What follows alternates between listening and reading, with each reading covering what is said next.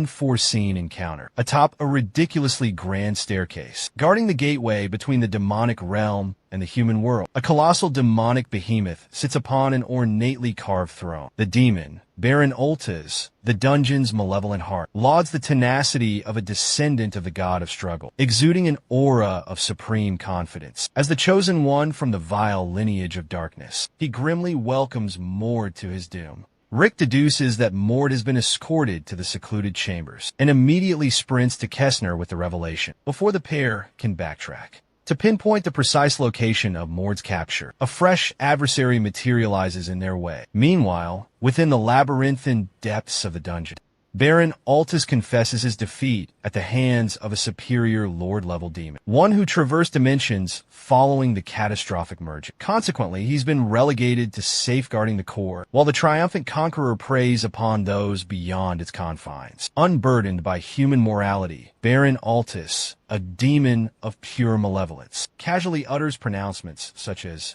"Devouring the youngest among them bears no consequences," and he brazenly describes Mord with disturbingly appetizing adjectives like tender and other unsettling epithets. Meanwhile, our hapless young protagonist is gripped by terror, thrust unexpectedly into a confrontation with the ultimate adversary, the veritable final boss, seemingly out of thin air. The predicament lies in the direct correlation between a core demon's power and the sheer volume of demonic entities it spawns during the process of demonization. Core demons are categorized into tiers: low, mid, and high. Towering above them are the formidable Lord-level demons, whose hierarchy spans from Marquis to Count, Viscount Baron, the second most powerful, and the Paramount Baronet. Ascending further are the awe-inspiring Monarch-level demons, encompassing two distinct classes, Archduke and Duke. Baron Ultiz possesses the overwhelming might to effortlessly dispatch even seasoned, advanced-level warriors. But Kessner is an entirely different caliber of warrior, capable of vanquishing one single-handedly. That's why, at the pinnacle of power, Kessner harbors concerns about Mord's lack of seasoning. Despite Mord's extraordinary potential, Kessner recognizes he might falter against such a formidable adversary alone. Furthermore, even Kessner finds Baron Ultiz's casual remarks about consuming a minor utterly repugnant. The very notion sends shivers down his spine. Resolute in his decision to unleash his full might, he declines Rick's assistance, convinced the younger warrior would only impede his progress. Back in the subterranean depths, Mord is in perfect accord with Kessner's sentiments, and instantly initiates an assault by unleashing his divine bloodline. Before the arrogant demon can utter a single boastful word, Mord obliterates the vast expanse of stairs in a flash, and delivers a devastating kick that sends the demon hurtling through the air. In retaliation, Baron Ultiz unleashes his demonic incantation, the Dance of the Fire Spirit, propelling fiery projectiles toward Mord. However, Mord counters with a single, wide-ranging assault, known as Shatter Mirage, effectively neutralizing the fireballs. Underestimating his opponent, or perhaps the gravity of his situation, has always been Mord's Achilles heel.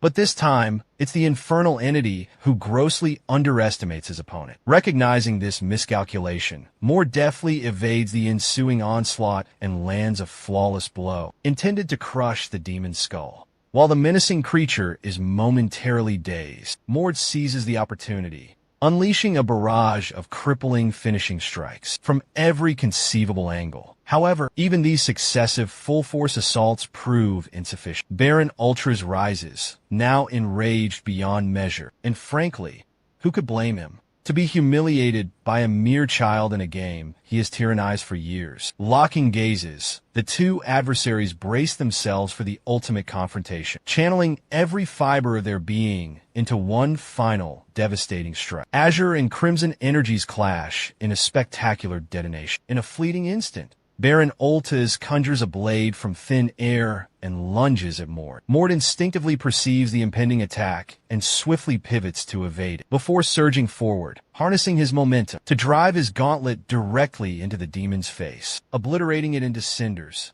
As the demon's form dissolves into a crimson pool, it exposes the very heart of the demonic transformation. Back on the surface, Kessner swiftly dispatches the remaining Baron demon and hastens to Mord's side.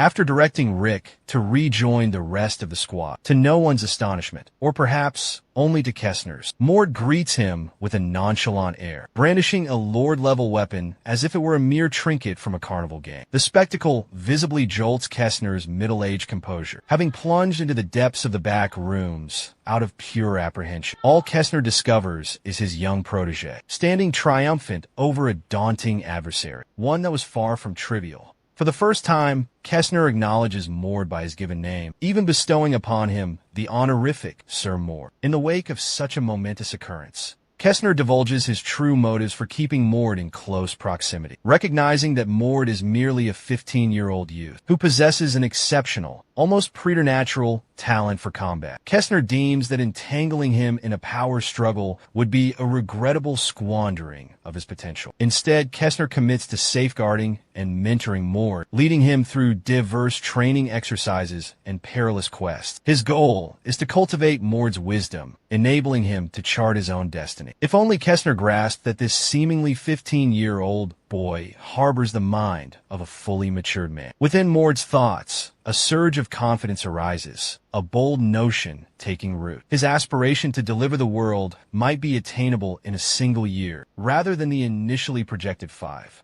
However, let's face reality. When have this man's predictions ever been accurate? For the subsequent 6 weeks, Mort and his companions were entrusted with numerous further assignments. Following the triumphant completion of their inaugural mission, they excelled at preventing demonization, passing with flying colors. At long last, they returned to their homeland. Their recompense for exemplary service was a lavish banquet, arranged 5 days following their homecoming. Valiant warriors who embark on life-threatening expeditions are publicly honored biennially by the esteemed Archduke Bernus. Mord eagerly anticipates the upcoming feast, particularly with influential individuals, like the Bernus successors potentially in attendance. Aiden's past is riddled with critical engagements with Archduke Bernus. One pivotal interaction involved Aiden enlisting in exile Bernus, known as Ryan Bernus, who subsequently ascended to become Archduke. Aiden ignited a conflict amongst the inheritors, with Ryan emerging triumphant, thus securing a formidable alliance within House Bernus. Intrigued by this strategy, Mor resolves to commence seeking out loyalists within House Bernus,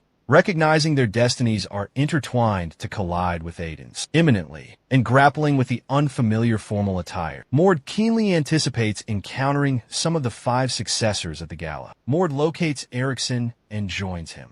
However, Erickson inadvertently chides him for being solitary, lacking companions to celebrate with at the after-party. Despite the playful jabs, the two emanate an air of dominance. As they traverse the threshold, their appellations are declared with utmost respect, igniting whispers throughout the assembly regarding Mord's accomplishments. Whispers of his remarkable physique for a mere 15-year-old began to circulate, rapidly spreading until people commenced to measure his strength against seasoned warriors, even venturing to compare him to members of the esteemed Bernus lineage. It was as if the situation had become fodder for desperate YouTubers seeking clicks. Erickson and Mord were greeted by the presence of Dren Bernus, the third in line to inherit the prestigious Bernus bloodline, and the spitting image of his paternal figure. Dren endeavored to engage Mord in a dialogue, but his attempt was abruptly thwarted by Vedin, who presumptuously assumed Dren was maneuvering to recruit Mord. However, Dren astonished everyone by issuing an apology for his servant's prior, impetuous conduct towards Mord.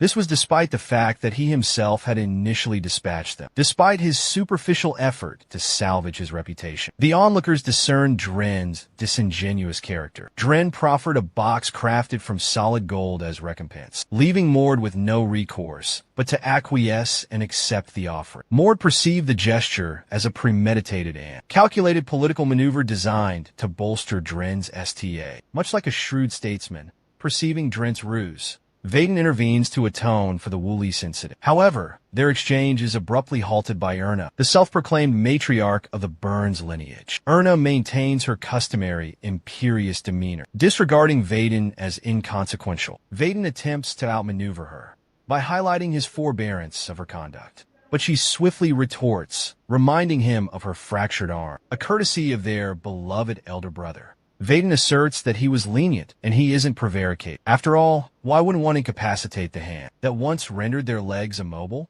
Their squabbling persists, as does Drent's frantic endeavor to uphold his charade. Mord scrutinizes their interplay, observing the tenuous bonds between the successors, despite their kinship.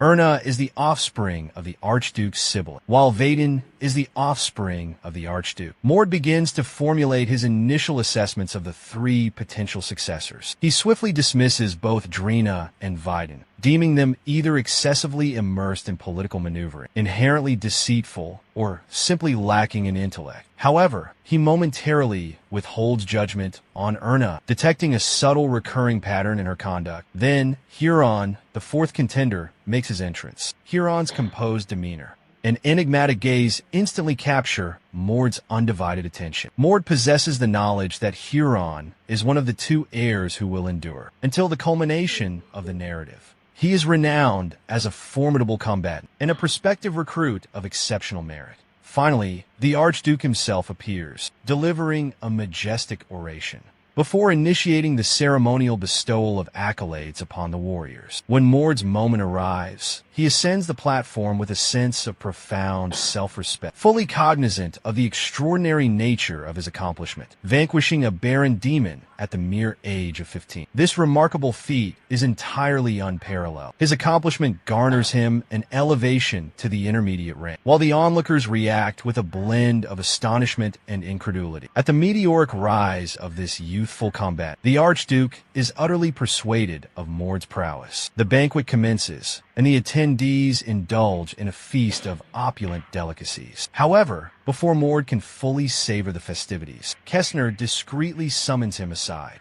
to apprise him of an impromptu rendezvous with his mentor. Mord is taken aback, but understands he must acquiesce. As a subordinate, he has no recourse but to obey. He can't help but find it paradoxical that no one questions his sudden inebriation. Yet directives like these are absolute and unyielding. Within a somber, dilapidated edifice, Mord wanders aimlessly until he encounters imposing doors, unmistakably signifying the location where Kestner's master awaits. Before Mord can personally open the doors, the wizened figure within employs telekinesis to grant him entry, solidifying his persona as one of those fabled, venerable sensei. To amplify the enigmatic atmosphere, when the man pivots to greet Mord, he unveils that he is adorned with a blindfold. The man proclaims himself to be Eldon Burness, the elder sibling of the Archduke, and the former patriarch of the Burness lineage. He once commanded Burness's most formidable military legion, the Gatekeepers. However, after succumbing to his younger brother, the reigning Archduke, in a contest for the essence of the god of strife, Eldon retreated from public view and has remained sequestered ever since. This renders the unexpected summons to his private sanctum all the more enigmatic for Mord.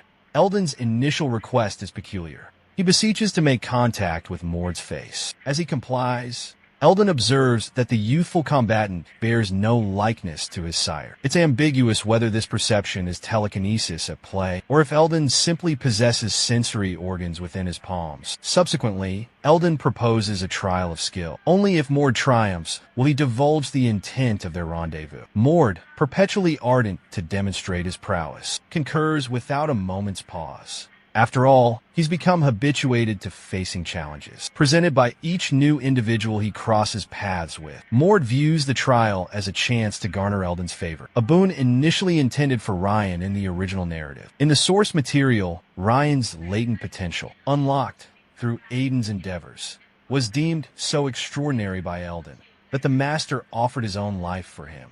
Mord instantly unleashes his divine blood release form, aspiring to catch Eldon unprepared. However, Eldon effortlessly retaliates with an impulse ball, conjured from his aura and imbued with pulsating energy. This degree of mastery surpasses even that of master-level combatants. Yet Eldon wields it with apparent simplicity, manifesting multiple instances concurrently. Eldon's command of aura manipulation vastly exceeds the norm, his mana control functioning on an entirely different realm of sensitivity. Mord, self-assured in his resilience, endeavors to breach the barrier by utilizing the blessing of the god of struggle to withstand the onslaught. He unleashes a devastating blow, masterfully aiming to fuse the multiple impulse spheres by channeling his own potent impulse energy. This ingenious tactic astonishes Eldon, who hadn't anticipated Mord possessing such formidable capabilities. While this maneuver appears promising, it proves insufficient to gain a substantial advantage over Elden, who is enveloped in a radiant, full-body aura armor. Recognizing his precarious position, Mord resolves to siphon mana from the absorbed world fragment, obtaining an immediate surge of power. This unexpected action catches even the blindfolded sage off guard, a remarkable feat considering Elden's extraordinary telekinetic mastery. However, just as Mord believes victory is within his grasp, he is jolted by a burst of deranged laughter, reverberating through the obscuring haze, generated by Elden's impact against the barrier. It has been ages since Elden was compelled to unleash the second phase of his divine bloodline, a transformation known as the release form. Arcs of argent energy crackle around his form, an unmistakable indication of approaching divinity. Unlike the preliminary phase, which merely tints the user's hair silver, this metamorphosis is overwhelmingly potent. Even a fortified Mord appears insignificant in comparison, barely capable of reacting swiftly enough to evade a mortal blow. Intrigued by Mord's tenacity and unwavering resolve, Elden concludes he has witnessed sufficient. Both combatants deactivate their powers, prepared to address the true purpose of this assessment, as Mord grapples to fathom how an individual possessing such formidable might could have succumbed to the reigning Archduke. Elden unveils an unexpected proposition: induction into the Gatekeepers, the most esteemed military force in the Empire. Given Mord's exceptional aptitude, he has unequivocally demonstrated his merit. The Gatekeepers represent one of the most distinguished military contingents within the Burnous Kingdom. Alongside the Watchmen, they are lauded as the kingdom's most formidable forces. Each member has attained unparalleled mastery of their respective crafts, honed through countless battles and extensive field work. The Watchmen are strategically positioned in the south, vigilantly overseeing the formidable Great Demon Dominion, a desolate and entirely corrupted outpost teeming with demonic entities, while the Gatekeepers stand guard over the White Demon Dominion in the north. Though not yet fully succumbed to demonic influence, it remains a volatile and fiercely contested territory. Frequent demonic incursions perpetually threaten its fragile stability, transforming it into a relentless battleground for dominion and a ceaseless struggle for mere survival. The territorial conflict is further exacerbated by the ambitious descendants of the divine bloodline, the formidable Great House of Ordis, a relentless rival faction perpetually challenging the authority of the Burnous Kingdom. This bitter rivalry has resulted in a staggering mortality rate amongst the Gatekeepers, rendering their position a precarious existence perpetually on the brink of death, until the inevitable embrace of their final fate. Kessner, ever the loyal companion, cautions Mord about the gravity of joining the Gatekeepers, particularly for a newly awakened warrior like himself. Illidan simplifies the matter. Mord can either enlist with the Gatekeepers or face incessant recruitment efforts by the tenacious Burnous Kingdom heirs. This kingdom is known for its relentless persistence, a truly dogged group. Joining the Gatekeepers offers sanctuary from their interference, as the White Demon Dominion is a realm even they cannot breach. It would permit Mord to dedicate himself entirely to honing his skills to their utmost potential. Furthermore, the Gatekeepers possess secrets and opportunities that even the protagonist, Aiden, never encountered in the original narrative, and offer few destined for obscurity would decline. Mord consents to join the Gatekeepers under two stipulations. Firstly, he requests Illidan as his sparring adversary until he is physically incapable of continuing. He emphasizes that the training must cease before they become lethal. Elden finds this audacious condition quite entertaining. The Burnous warriors, as exemplified by their flamboyant god, Burnous, openly revel in such brazen displays of courage. Elden grants Mord 20 days of rigorous training prior to his expedition north. The second condition perplexes Elden. Mord requests the liberty to traverse the globe for an entire year, under the pretense of a clandestine mission for the Gatekeepers. Mord's actual objective is to amass world pieces before Aiden does, a crucial task to safeguard the world from the deranged antagonist. Aiden will become later in the narrative. Elden, intrigued by this proposition, concedes to grant Mord 8 months instead of a full year, a magnanimous compromise considering the situation. It's apparent the elder statesman has developed a fondness for this promising young warrior, Eldon's personality remains consistent, with his depiction in the source material. His consuming ambition to dethrone the reigning Archduke overshadows his moral compass, compelling him to resort to drastic measures, such as offering himself as a sacrifice to guarantee Ryan's ascension as the next Archduke. Mord remains perplexed by Eldon's extreme actions, dismissing them as a flaw in the narrative. Nevertheless, Ilden eagerly anticipates Mord's future, whose capabilities have surpassed all projections. Upon returning to his residence in the First District, Mord discovers Erna awaiting him within his chambers. She bears a present, a gesture reminiscent of Drent's, yet significantly more profound. Rather than a common healing potion, Erna bestows upon Mord the tears of the martial god, an orb possessing the power to catapult the recipient to unprecedented heights of strength. However, it carries a grave peril. Failure to assimilate its essence results in demise. Erna obtained this orb as a gift on her 10th birthday, but utilized its counterpart to rescue a dying soldier from demonic transformation. This clarifies the disparity between her youthful visage and her mature physique. She counsels Mord to utilize the orb only when prepared, though it's evident he might already possess the necessary strength. For the time being, she suspends their dialogue until Mord's return from his expedition. The scarcity and profound importance of this artifact, possessed by a mere 3 of the 5 inheritors in the source material, deeply impress Mord, and he graciously accepts the offer. This encounter further inclines him towards enlisting Erna as a comrade in the forthcoming days. 20 days elapse, and Mord readies himself to depart the castle clandestinely, heading northward. However, Kessner intercepts him near the fortress gates, a testament to their connection and mutual adventures. Kessner makes one final attempt to dissuade Mord, reminding him